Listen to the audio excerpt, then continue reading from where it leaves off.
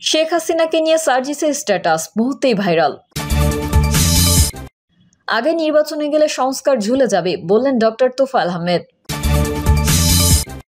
এবং সর্বশেষ জানাবো আমদানির আলুতে সয়লাভ পাবনা কেজি 100। এতক্ষণ শুনছিলেন সংবাদ শিরোনাম, এবারে বিস্তারিত। শেখ হাসিনাকে নিয়ে সার্জিসের স্ট্যাটাস মুহূর্তেই ভাইরাল। পদ্মা সেতু উদ্বোধনের পর 2022 সালে নোবেলজয়ী অধ্যাপক ডক্টর মোহাম্মদ ইউনূসকে পদ্মা নদীতে চুবানি এবং বিএনপি চেয়ারপারসন বেগম খালেদা জিয়াকে নদীতে ফেলে দেওয়ার হুমকি দিয়েছিলেন সাবেক প্রধানমন্ত্রী শেখ হাসিনা। এবার পদ্মা সেতু থেকে শেখ হাসিনা টুপ করে নদীতে পড়ে গেলেন কিনা তা দেখতে গেলেন বৈষম্য বিরোধী ছাত্র আন্দোলনের সমন্বয়ক সার্জিস আলম। শনিবার নিজের ভেরিফাইড ফেসবুক আইডিতে একটি ছবি পোস্ট করেছেন সার্জিস আলম। ছবির বর্ণনায় তিনি লিখেছেন, ইউসুফ সরকারকে টুপ করে ফেলে দিতে গিয়ে আপা নিজেই টুপ করে পড়ে গেলেন কিনা তা দেখতে সরেজমিনে পদ্মা সেতুতে। জানা যায়, শনিবার সন্ধ্যা 5:15টার দিকে সার্জিসের করা পোস্টটি মুহূর্তেই ভাইরাল হয়। পোস্টটি শেয়ার করা 30 মিনিটের মধ্যে প্রতিক্রিয়া জানিয়েছেন প্রায় 70,000 ফেসবুক ব্যবহারকারী। মন্তব্য এসেছে 6,000-এরও বেশি, আর পোস্ট শেয়ার করেছেন 1,000-এরও বেশি ব্যবহারকারী। আগে নির্বাচনে গেলে সংস্কার ঝুলে যাবে বললেন ডক্টর তোফায়েল আহমেদ। জাতীয় নির্বাচনের আগে স্থানীয় নির্বাচন অনুষ্ঠানের বিষয়ে মত দিয়েছে নাগরিক সমাজ বলে জানিয়েছেন নির্বাচন ব্যবস্থা সংস্কার কমিশনের সদস্য ডক্টর তোফায়েল আহমেদ। তিনি বলেন, আমরা যে মত বিনিময় করেছি সেখানে নাগরিক সমাজের অভিমত হচ্ছে জাতীয় নির্বাচনের আগে স্থানীয় নির্বাচন হওয়া উচিত, কারণ স্থানীয় নির্বাচন করার কারণে আমাদের কমিশনের সক্ষমতা বাড়বে, টেস্ট হয়ে যাবে। এছাড়া জাতীয় নির্বাচনের জন্য স্থানীয় পর্যায়ে যে সাপোর্ট দরকার হবে তা নিশ্চিত হয়ে যাবে। এখন সংস্কারের পূর্বে যদি নির্বাচনে যাই তাহলে যেই সংস্কারের কথা বলা হচ্ছে তা ঝুলে যাবে।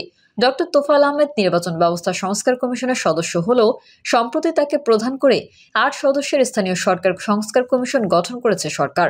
মতবিনিময় শেষে ডক্টর তোফায়েল আহমেদ বলেন, আমার প্রশ্ন হচ্ছে জাতীয় নির্বাচন একটা আর স্থানীয় নির্বাচন 5টার মধ্যে 3টা নির্বাচন ইউনিয়ন, পৌরসভা এবং উপজেলা জাতীয় নির্বাচন ন্যাশন ওয়াইড হয়, আর সিটি হয়তো লোকালাইজড, আর জেলা পরিষদ আসলে কোনো নির্বাচনই নয়।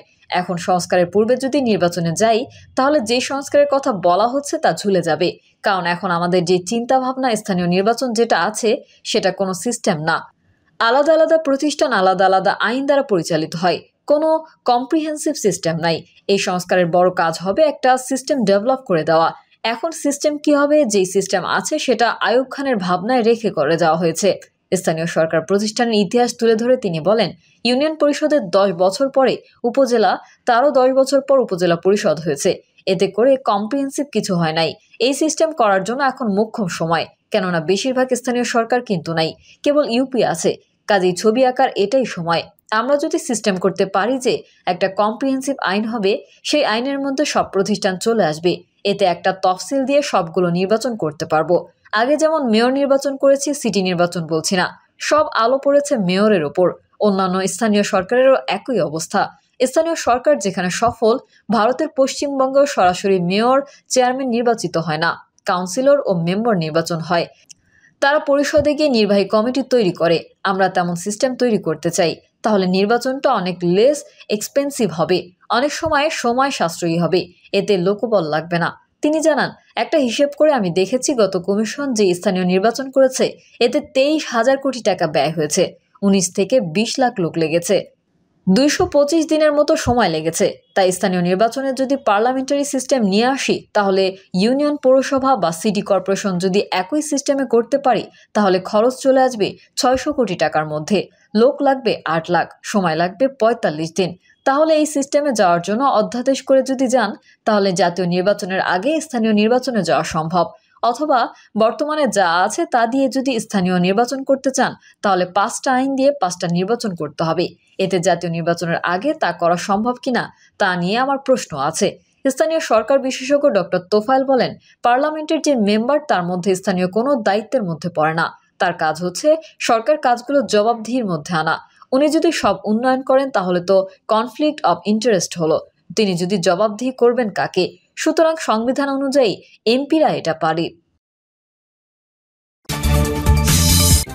আমদানির আলুতে সয়লাভ পাবনা কেজি 100। আমদানির আলুতে চলছে পাবনার বাজার, ফলে ক্রেতাদের গুনতে হচ্ছে বাড়তি দাম।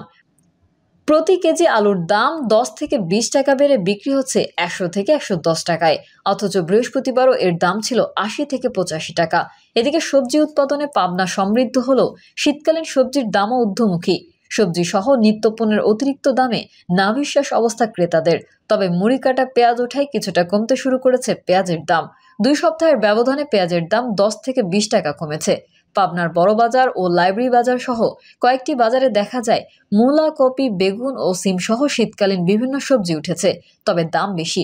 এর মধ্যে প্রতি কেজি মূলা বিক্রি হচ্ছে 40 টাকা, ফুলকপি 70 থেকে 80 টাকা, বাঁধাকপি 50, বেগুন 60, কালো বেগুন 40 ও সিম 90 থেকে 100 টাকায় বিক্রি হচ্ছে।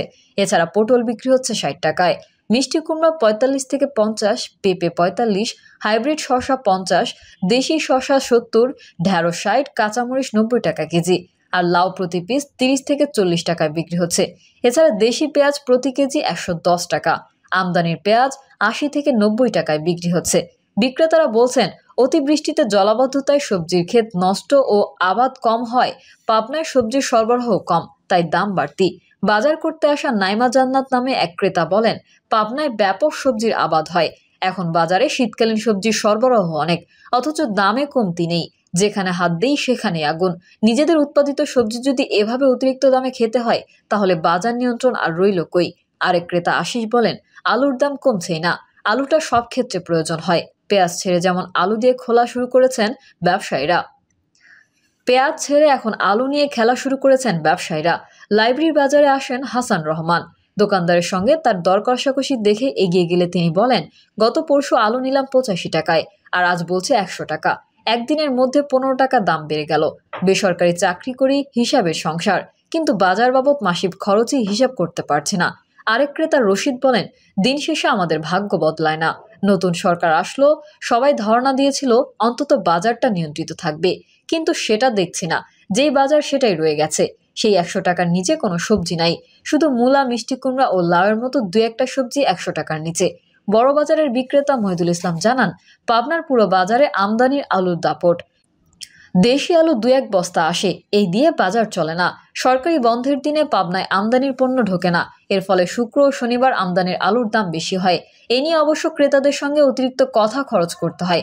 শীতকালীন সবজির বিষয়ে এই বিক্রেতা বলেন, অন্যান্য জেলার তুলনায় পাবনায় সাধারণত সবজির দাম কম হওয়ার কথা, কিন্তু এবার একটু বেশি বেচা বিক্রি হচ্ছে। কয়েক দফায় বৃষ্টি হয়, কৃষকের ক্ষেত নষ্ট হয়েছে। আবার কোথাও কোথাও জমিতে জলাবদ্ধতা থাকায় আবাদে দেরি হয়েছে, কোথাও আবাদই করা যায়নি। এর ফলে বাজার সরবরাহ ঘাটতি, এজন্য দাম কিছুটা বেশি। তবে কৃষকের দিক বিবেচনায় দাম ঠিক আছে। আরেক বিক্রেতা শরীফ বলেন, এই সপ্তাহ ধরে বাজারে একই। প্রিয় দর্শক, এই ছিল এখনকার সর্বশেষ সংবাদ। আপডেট সংবাদ পেতে চ্যানেলটি সাবস্ক্রাইব করে বেল আইকনটি ক্লিক করুন। কমেন্টে আপনার মতামত জানিয়ে আমাদের সাথেই থাকুন। ধন্যবাদ সবাইকে। আল্লাহ হাফেজ।